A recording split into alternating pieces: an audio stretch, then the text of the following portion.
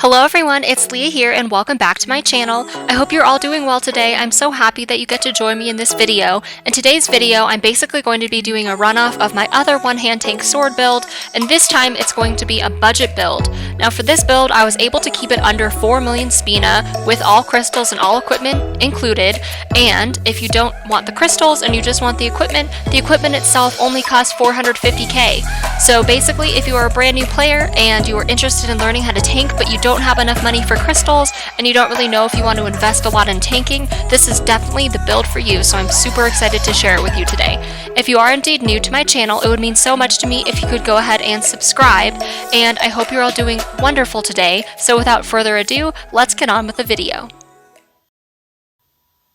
Alrighty, so starting off with this build, as you can see here, I have a couple of pots already activated, and the first pot is going to be ASPD, and that's Terra Speed pot, and it's going to go ahead and help with this ASPD stat here. So with the Terra Speed pot enacted, I have 1,151 ASPD, which helps with MP regen, and also with this build, my defense is at 1,204, and I'm only level 171, so this is actually pretty good defense for level 171. Now, as far as my max HP goes, I have 1,931, and you can also move around some crystals to get that full 2,000 if you want for MP, and then I also have 34,000 HP. And as far as my stat distribution goes, I have 255 on MTL, and I also have 229 on Vitality. So again, you're going to want MTL maxed out to help with ailment resistance, and you're going to want Vitality as your secondary stat. Alrighty, and for the portion of this video where I'm going to be talking about my skill trees, I'm just going to give you the absolute essential skills that I feel are necessary for tanking. So if you are a brand new tank and you don't have very many skill points, these are the ones that you absolutely want to focus on and make sure that you have. Alrighty, so under shot skills tree, you're definitely going to want decoy shot at level 10. This is going to make sure that your MP regen is very high, and especially since we don't have very much ASPD, since that's not a huge part of this build, decoy shot is extremely essential for this build. Alrighty, and next up, you are definitely going to want 10 on heavy armor mastery, 10 on advanced guard, as well as 10 on physical guard, and these are all under the guard skills tree. And next up, you're definitely going to want 10 on MP charge. This is going to help you to regen MP in between battles. If you weren't able to maintain your MP during the battle, you can definitely buff up in between battles, so this definitely helps.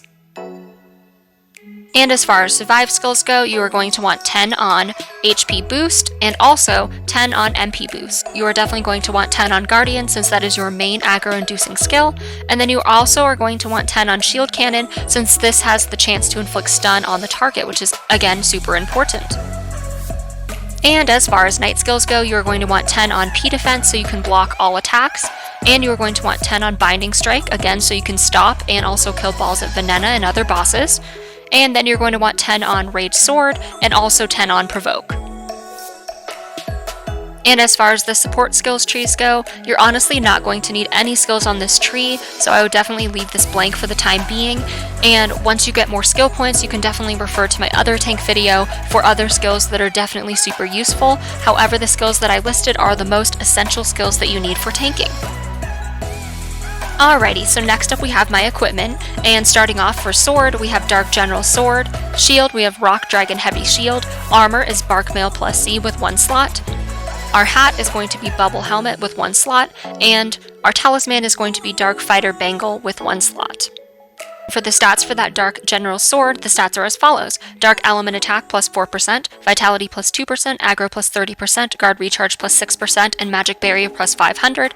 And the reason why I chose this one is because, again, it is NPC, so you definitely can craft it from the blacksmith for very cheap, and also the stats have plus 30% Aggro and plus 2% Vitality as well as Guard Recharge. Our sword is actually in this section here, so it's the level 91 to level 120.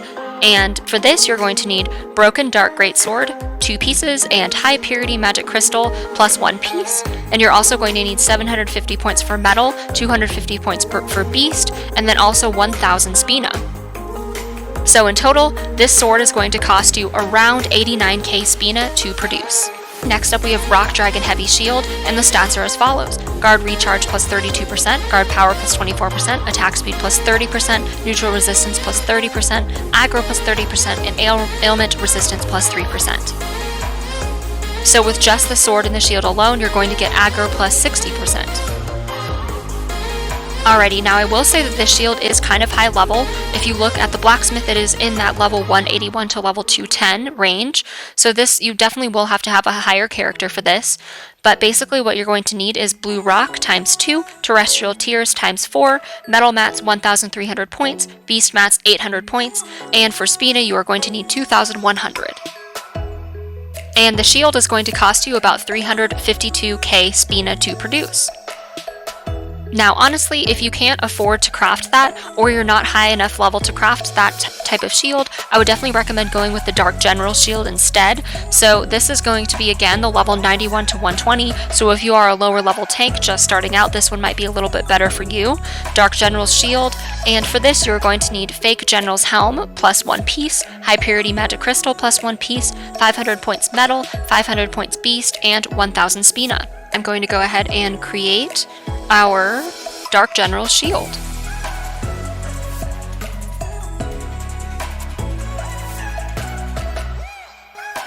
Alrighty, and the stats for Dark General's shield are as follows. Guard Recharge plus 14%, Guard Power plus 30%, Dark Resistance plus 10%, Vitality plus 3%, and Aggro plus 20%. So if you compare the stats on that one to Rock Dragon Heavy Shield, you do see that Aggro is not as high, it's at 20%. Guard Recharge again is not going to be as high, it's not going to give you that attack speed bonus, and it's not going to give you ailment resistance. So again, it's not ideal, but if you don't have the means to create the other one, this one is only going to set you back about 65k versus that 356, so it's definitely cheaper and it's also lower level. Alrighty, and as far as my armor goes, I have Bark Mail, and the stats are as follows. Physical Resistance plus 10%, Magic Resistance plus 10%, Vitality plus 10%, and Aggro plus 15%. Now with this is obviously a custom-made armor, and it is Bark Mail. I would definitely recommend doing custom armor instead though. I would recommend getting a blank armor with about 89 points of potential, and getting someone to stat it for you. I believe statting prices range between maybe the 150 range to 200k range, depending on the statter. And you can also find people who will stat for you for free, especially if it is one of your friends. So you definitely have the potential to get this statted for free, and for intensive purposes for this video, I will be including this as free statting, assuming that you do have a friend that can stat for you. And this armor also has a Gofurga Krista on it. And Gofurga has the following stats. Max HP plus 3000, Physical Resistance plus 3%, Magic Resistance plus 3%, Short Range Damage plus 6%, and Aggro plus 15%. So if you went ahead and used Dark General Sword, used Rock Dragon Heavy Shield, and then also used your armor and it had 15% aggro on it, you would be getting a 75% aggro boost up until this point. As far as Bubble Helmet goes, this gives you Physical Resistance plus 15%, Magic Resistance plus 15%, Fractional Barrier plus 10%, and Water Resistance plus 10%, and I also have a Dusk Machina Krista attached. And the stats are as follows. Max HP plus 20% and aggro plus 10%. Alrighty, so the armor with the Gofurga Crystal is going to set you back around 1,230k. And then the ad gear is going to set you back around 1,030k. And finally, we have Dark Fighter Bangle, and the stats are as follows. Max MP plus 400, aggro plus 25%, accuracy plus 3, and Crystal Titan Krista. And the stats are as follows. Max HP plus 1000, max HP plus 10%, and Fractional Barrier plus 10%. So the talisman is going to set you back around 1,094,000 Spina. And for this entire build, it's going to be under 4 million Spina, so it's going to set you back around 3,375k Spina, and just the crystals alone are about 3,340,000k Spina. So if you just did this completely without the crystals and just did the equipment itself, if you are a beginning tank, it's only going to set you back around 455k Spina. So it's definitely a very budget-friendly build, and very friendly for beginner tanks as well. Alrighty, so here, as you can see, I have typed up a simple list of all of the prices, and you can definitely look and see what the total is, what the crystal price is, and what the total would be without any crystals. Alrighty, so in the next portion of this video, we are going to be tanking with this build, and I'm going to show you how to maintain aggro, and we are going to be tanking two bosses, Guaymol, which is in the jail, and then also Gravisep, which is in Recitacula sector. And today I have also asked Cacoon to help me as DPS again, just like in the last video, so thank you so much to Cacoon, and let's get on with that portion of the video. Alrighty, and next up we are going to do Guaymol. And for Guaymol, I'm going to go ahead and pop some buffs really quick. So I'm going to go ahead and use a Terra Speed Pot. And I'm going to also use an Aggro Tonic, because Guay is pretty difficult, so I'm going to need both of those to help me out.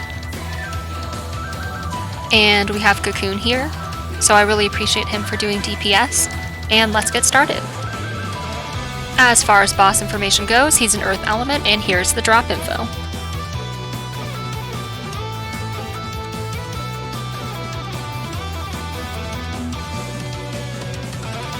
Alrighty, so for Guay, I'm going to go ahead and start off with Rage Sword, go right into Guardian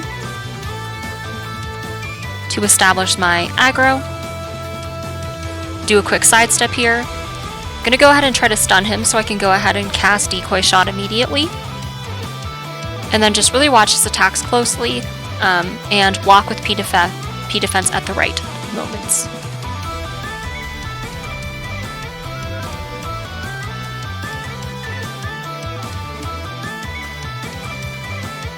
And you're definitely going to want to go ahead and sidestep these crazy balls.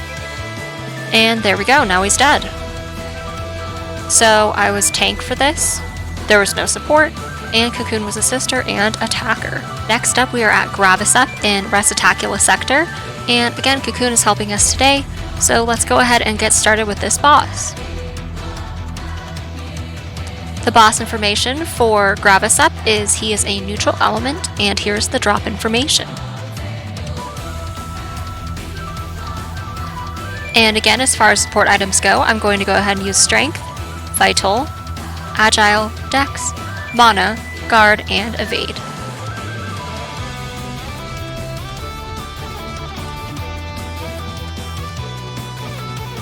Alrighty, so for Gravisep, I'm going to go ahead and run right down the middle, immediately going to open with my Rage Sword and Guardian combo.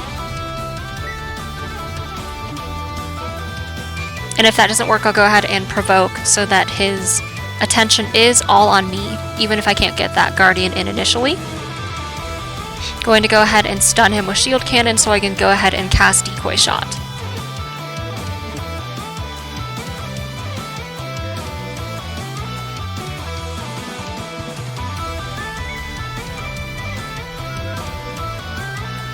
And there we have it, Gravisep is dead. In this instance, I was tank, no support, Cacoon was assister and attacker, and that battle took us 32 seconds. Now, as you can see in this battle, it definitely was a quick battle, but with this tank build, even though it's a budget tank build, you definitely can still maintain aggro. Even though your attack speed is going to be less, you just need to be a little bit more conservative with the way that you use your skills. So maybe instead of casting Guardian all the time, you rely more on Provoke and then use Guardian more as a supplemental. And in that respect, you can definitely save on MP and still maintain very high aggro levels. Alrighty everyone, that concludes the end of today's video. Thank you so much for watching today's video, it means so much to me. If you could like and comment and subscribe to my channel, it would mean so much. And again, if you have any questions, comments, or suggestions, please post them down below in the comment section, and I'd be happy to reply to you. Thank you so much for watching today's video, and I hope you have a lovely day. And thanks again to Cacoon for helping out with the DPS portion of this video. Bye guys!